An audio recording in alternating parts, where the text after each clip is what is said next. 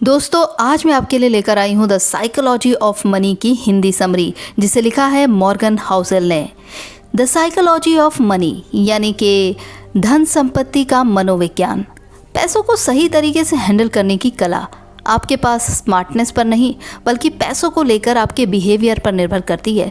कभी कभी एक जीनियस भी पैसे कमा देता है, कभी कभी एक ऑर्डिनरी इंसान भी पैसों से वेल्दी बन सकता है। साइकोलॉजी ऑफ मनी समझने के लिए पहले एक कहानी के माध्यम से इसके सार को समझने की कोशिश करेंगे। कहानी कुछ इस प्रकार है। बुक के ऑथर एक होटल में काम करते थे जहां एक टेक्नोलॉजी एग्जीक्यूटिव कभी कभी आते थे। वो एक जीनियस थे जिसने यंग एज में बहुत सी कंपनीज बनाई और उसे बेच भी दी। उसके पास बहुत सारे पैसे थे, लेकिन उसका अपने पैसों के साथ रिलेशनशिप बहुत ही स्टूपिड था। वो हर समय अपने साथ नोटों की गड्डियाँ लेकर घुमा करता था, फिर बिना शराब पिए या फिर शराब पीकर अपने अमीर होने का शो ऑफ करता था। एक बार तो उसने हद ही पार कर दी जब उसने अपने दोस्त को बहुत से पैसों की गड्डियाँ देकर कहा कि उसे गोल्ड कॉइन में कन्वर्ट करवाए। फिर वो अपने दोस्तों के साथ समंदर के पास गया, जिसमें उसने एक गेम खेला जिसमें जो गोल्ड कॉइन को समंदर में ज़्यादा दूर तक फेंकेगा वही जीतेगा। पैसों के साथ ऐसा बेहुदा व्यवहार सिर्फ मस्ती के लिए। अब आप क्या सोचते हैं कि उसका ये बिहेवियर कितने समय तक चला होगा? ज़्यादा लंबा नहीं। ऑथर बताते हैं कि उन्हें कुछ सालों बाद पता चला कि कैसे वो बैंकरप्ट हो गया। इस कहानी के साथ ऑथर एक और इंसान की कहानी बताते हैं जिसका नाम रोनाल्ड जेम्स था। वो एक साधारण अमेरिका के गांव से बिलोंग करता था और एक सफाई कर्मचारी था। ये साधारण आदमी जब 92 साल की उम्र में मरा तो देश विदेश के अखबारों में उसकी चर्चा हुई। चर्चा इसलिए हुई क्योंकि मरने के समय उसकी नेट वर्थ 58 करोड़ थी, जिसमें से उसने 15 करोड़ अपने सौतेले बच्चों को और वही 43 करोड़ चैरिटी में दे दिए। अब एक साधारण अमेरिका के गांव से बिलोंग करने वाला सफाई कर्मचारी, उसके पास इतने पैसे कहाँ से आए? जब इसका पता लगाया गया तो पता चला कि उसकी कोई लॉटरी नहीं लगी थी। वो तो एक साधारण जीवन जीता था। जितने पैसे बचा सकता था उसे ब्लू चिप कंपनी के स्टॉक में लगा देता था और फिर भूल जाता था। फिर कई दशकों बाद कंपाउंडिंग की पावर ने उसकी छोटी छोटी इन्वेस्टमेंट को इतना बड़ा नेटवर्थ बना दिया कि ऑथर टेक्नोलॉजी एग्जीक्यूटिव और सफाई कर्मचारी को कंपेयर करते हुए ये बात बताते हैं कि कैसे जीवन में बहुत सारा पैसा कमाना और फिर उसे बनाए रखना, किसी टेक्निकल नॉलेज की ज़रूरत नहीं है। इन सब में आप पैसे के साथ कैसे बिहेव करते हैं इसकी ज़रूरत है। पैसा कमाने की कला एक सॉफ्ट स्किल है। कोई भी इंसान सीख कर फाइनेंशियल सक्सेस पा सकता है। एक टेक्नोलॉजी एग्जीक्यूटिव जीनियस होने के बावजूद बैंकरप्ट हो जाता है और वहीं दूसरी तरफ एक सफाई कर्मचारी ज़्यादा पढ़ा लिखा ना होने के बावजूद भी करोड़पति बन जाता है। The psychology of money, no once cry. Author example देते हैं लॉटरी टिकट का। अमेरिकन जनता movies, video games, music, sporting events और बुक्स के कंबाइन अमाउंट से ज़्यादा लॉटरी टिकट खरीदने में खर्च करती है। आपको ये जानकर हैरानी होगी कि ज़्यादातर लॉटरी टिकट कौन खरीदता है? ना अमीर ना मिडिल क्लास, बस गरीब लोग।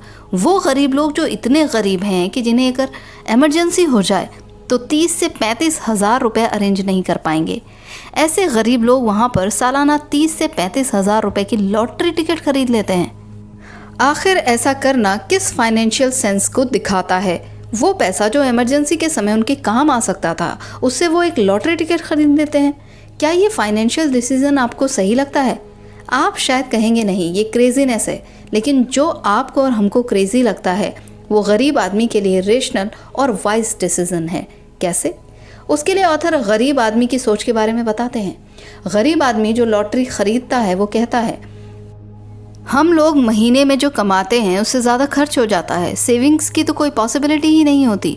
बहुत ज़्यादा सैलरी, वैकेशंस, बड़ी बड़ी गाड़ियाँ, बड़े बड़े घर, ये सब हमसे बहुत दूर हैं, उतनी ही जितने कि हम अपने बच्चों को बड़े कॉलेज में एडमिशन करवा सकते हैं। ये सब हमारे लिए एक सपना है। इन सपनों को जो मिडिल क्लास और अमीर जी रहे होते हैं, ऐसे सपने को साकार होने के चांसेस हमें सिर्फ लॉटरी टिकट खरीदकर और लॉटरी लगने पर ही लगते हैं। लॉटरी टिकट खरीदते हुए हमें लगता है कि हम सपनों को सच करने के लिए पैसे दे रहे हैं।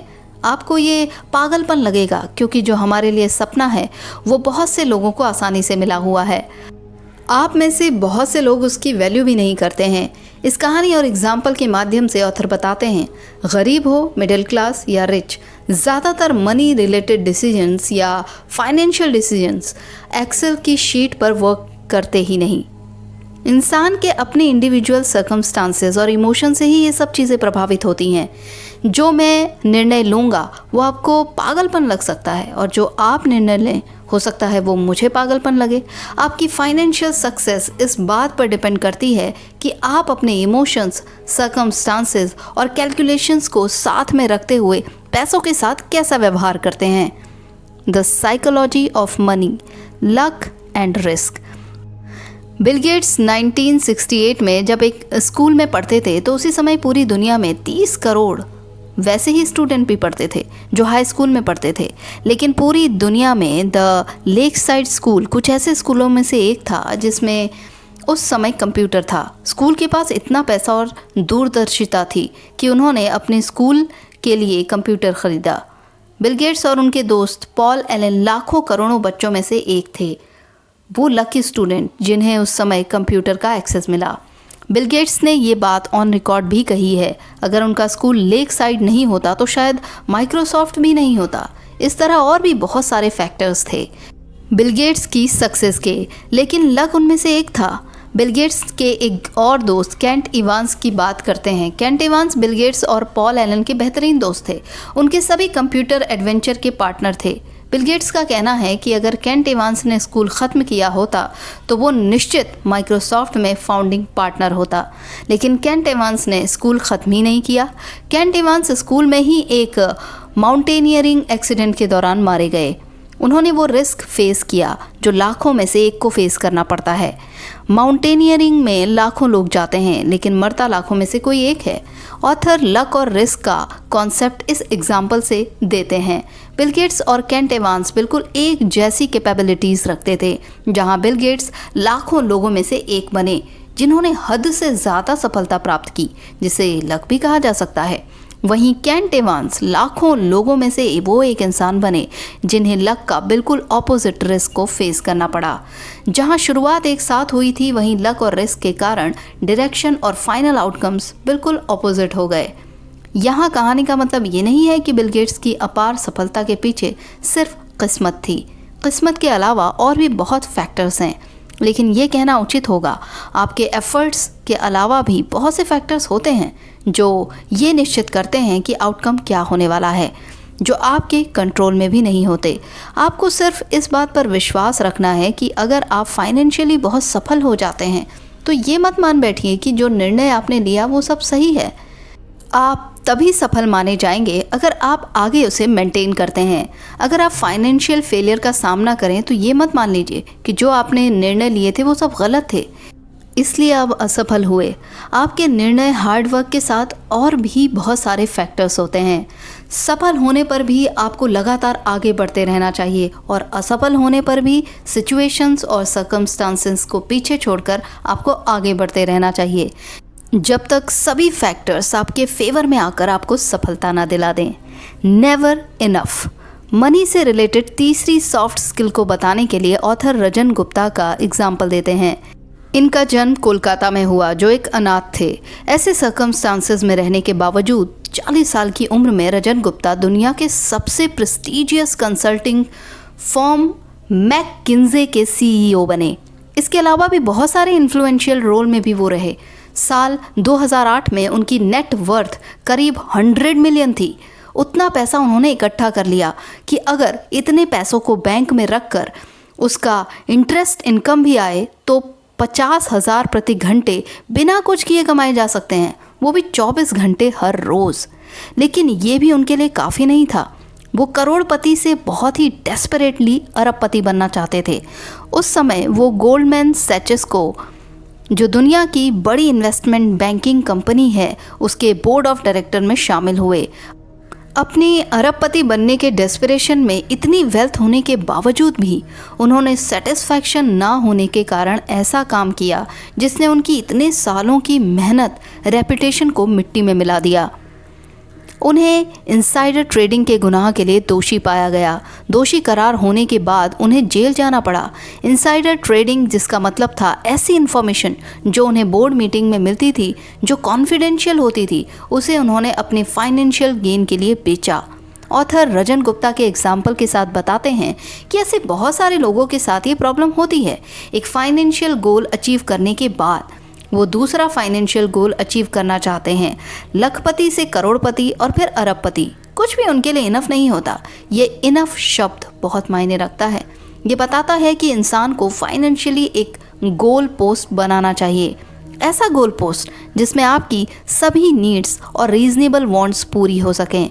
इसके बाद सब लालच है जो आपका पीस ऑफ माइंड ख़राब कर सकते हैं। तो सबसे ज़रूरी फाइनेंशियल स्किल है कि आप इनफ की डेफिनेशन ज़रूर बनाएं, उसके बाद रुक जाएं। पैसे से ज़्यादा अपने परिवार और अपनी सुख शांति को ज़्यादा महत्व दें। सोशल कंपैरिजन ये स्किल अटेन करने में सबसे ज़्यादा प्रॉब्लम क्रिएट करता है। उसके पास BMW है, मेरे पास भी होनी चाहिए। ऐसी सोच को छोड़ना बहुत ही ज़रूरी है। इस इम्पॉर्टेंट स्किल को सीखने के लिए तो अपने लिए क्लियर इनफ की डेफिनेशन बनाइए। अब हम आते हैं कंपाउंडिंग में। वॉरेन बफेट ने इतना मैसिव वेल्थ कैसे बनाया, इसके ऊपर लगभग 2000 किताबें लिखी जा चुकी हैं। अगर उन सब किताबों की समरी देखें तो एक लाइन में कंक्लूड किया जा सकता है। वो एक लाइन है, this guy has been investing consistently for 3 quarters of century. Warren Buffett stock में तब से इन्वेस्ट कर रहे हैं जब वो बच्चे थे। आपको ये जानकर हैरानी होगी कि उनकी $86.5 बिलियन की नेटवर्थ है, जिसमें से उन्होंने $81.5 बिलियन की नेटवर्थ अपने रिटायरमेंट एज मतलब 60 साल के बाद इकट्ठी की है। नो डाउट वॉरेन बफेट एक फिनोमिनल इन्वेस्टर हैं, लेकिन सबसे ज़रूरी बात यह है कि वो 75 साल से कंसिस्टेंटली इन्वेस्ट कर रहे हैं। जितनी इम्पोर्टेंस उनकी स्किल को देनी चाहिए उतनी या उससे ज़्यादा इम्पोर्टेंस टाइम को देनी चाहिए। ऑथर एक एग्जाम्पल देते हैं जिसमें वो कंपेयर करते हैं वॉरेन को एक साधारण इंसान से।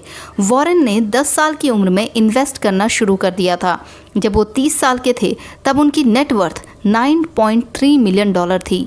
वहीं एक साधारण इंसान जो नॉर्मली 20 साल तक पढ़ाई करता है, उसके बाद 30 साल तक वर्ल्ड एक्सप्लोर करता है, अपना पैशन एक्सप्लोर करता है, उसकी नेट वर्थ 30 साल की उम्र में मात्र $25,000 होगी, क्योंकि उसने अपनी सेविंग और इन्वेस्टमेंट शुरू ही नहीं की।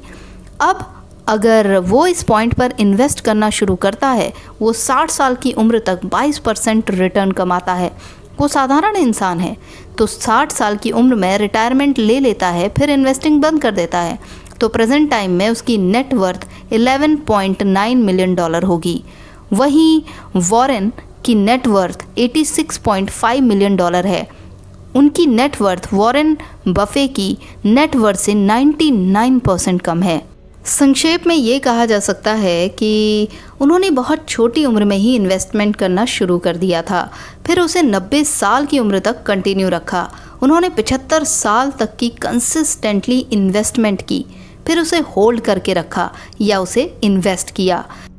Getting wealthy versus staying wealthy. Author कहते हैं कि अमीर बनना एक बार के लिए फिर भी आसान है, लेकिन हम अमीर बने रहें ये इतना आसान नहीं है। शायद यही कारण है कि ज़्यादातर बिजनेस स्टार्ट होने के कुछ साल बाद ही फेल हो जाते हैं। बहुत सारे सेलेब्स के एग्जाम्पल हैं।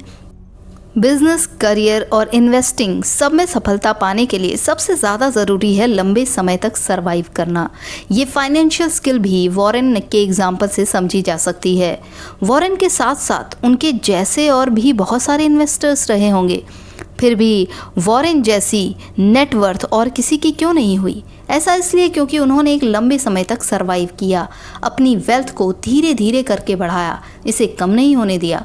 उन्होंने अपने 75 साल के इन्वेस्टिंग पीरियड में करीब 14 रिसेशन देखे, लेकिन वो पैनिक नहीं हुए, अपने आप को बर्नआउट नहीं होने दिया, चाहे उसके लिए उन्हें कितनी ही डील छोड़नी पड़ी। रंजन गुप्ता की तरह अपनी रेपुटेशन कभी स्टेक पर नहीं लगाई। उनकी जो सबसे बड़ी बिजनेस स्ट्रैटेजी रही वो उनका अपना और अपनी वेल्थ का सर्वाइवल ही था। बस इसी सर्वाइवल ने उन्हें वो समय दिया जो दूसरे लोगों को नहीं मिला। उसी समय ने अपना जादू दिखाया। दोस्तों, अगर आपको भी अमीर बनना है और अपनी अमीरी को बरकरार रखना है तो इस पुस्तक को ज़रूर पढ़ें। तो यहाँ पे मैं साइकोलॉजी ऑफ मनी की समरी ख़त्म करती हूँ। नेक्स्ट टाइम मैं आपके लिए एक और अच्छी बुक की समरी लेकर आऊँगी। तब तक के लिए आप अपना ख्याल रखिए।